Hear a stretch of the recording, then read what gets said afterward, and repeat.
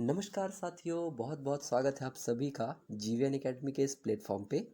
और मैं संदीप विश्वकर्मा आप सभी लोगों के लिए लेकर आया हूँ भौतिक विज्ञान की एक श्रृंखला, जिसमें हम कवर करेंगे वनडे एग्ज़ाम्स जैसे कि एमपी पुलिस, एसएससी, रेलवे और भी अन्य वनडे एग्ज़ाम्स जिसमें भौतिक विज्ञान पूछी जाएगी, उससे रिलेटेड सभी टाइप के क्वेश्चंस और उनके पूरे स्टैटिक और डिटेल नॉलेज।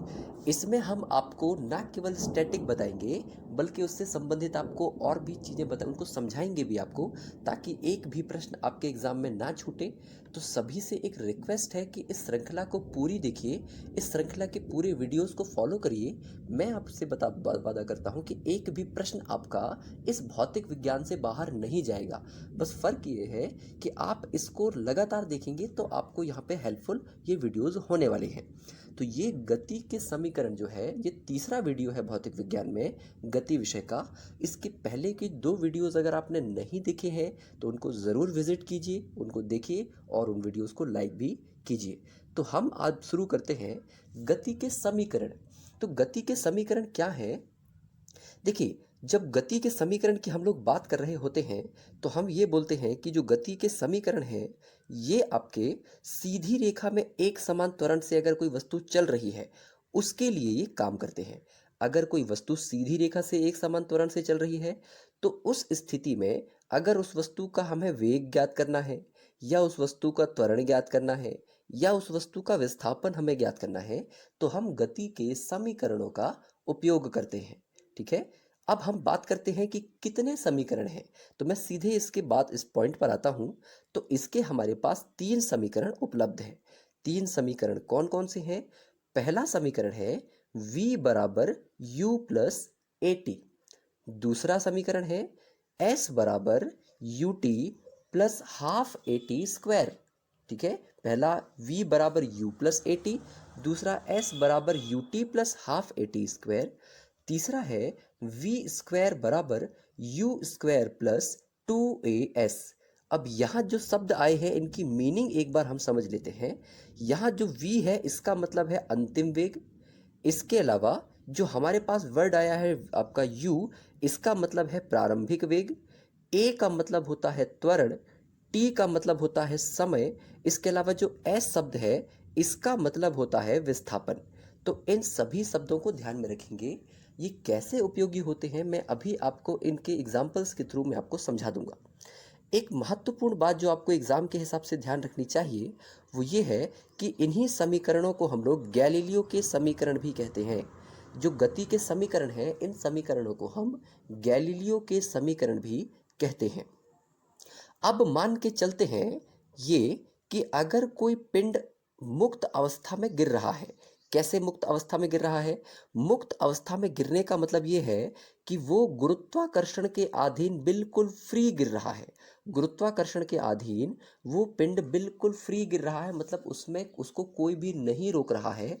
इस स्थिति में जो ए होगा ना दोस्तों, ये ए जो है, ये जो त्वरण है, अब ये त्वरण त्वरण नहीं रह जाएगा।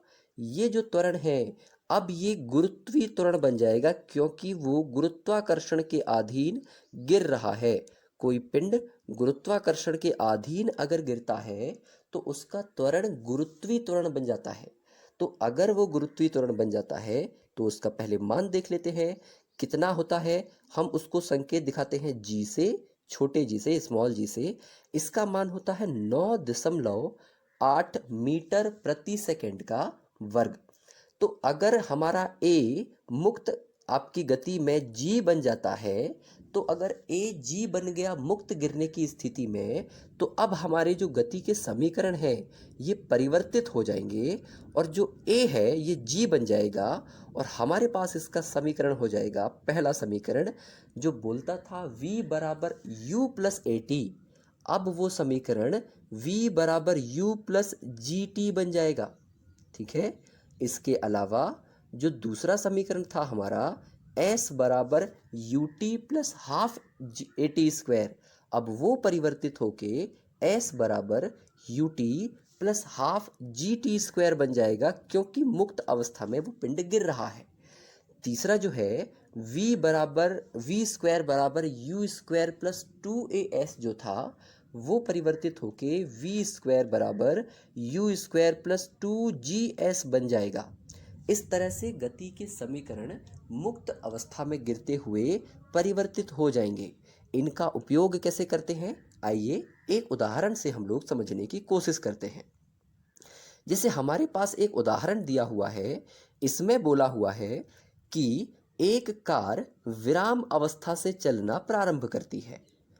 6 सेकेंड तक 4 मीटर प्रति सेकेंड स्क्वायर के एक एक समान त्वरण से चलती है और तब कार द्वारा प्राप्त की गई चाल ज्ञात करना है और तय की गई दूरी ज्ञात करना है।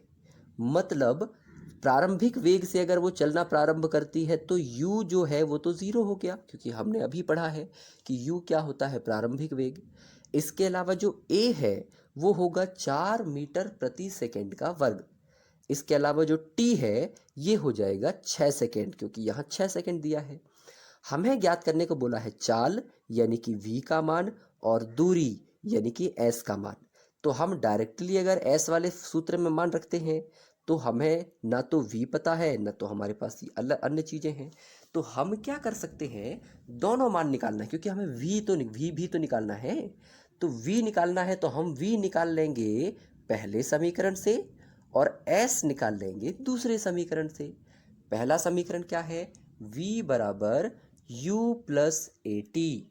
तो v बराबर अगर u प्लस ए टी है तो हम v का मान क्या रखेंगे, v का मान निकालना है तो u का मान दिया है 0, a का मान दिया है 4, t का मान दिया है 6। जैसे ही हमने मान रखा ये आ गया 6 चौके 24। तो हमने देखा कि हमने इस तरह से इसका मान निकाल लिया 24 मीटर प्रति सेकेंड। अंतिम वेग निकाल लिया हमने v। अब हमें बोला कि भैया कितना दूरी चली आपने, ये भी तो निकालो। तो हम कैसे निकालेंगे, फॉर्मूला है s बराबर U T plus half A T square.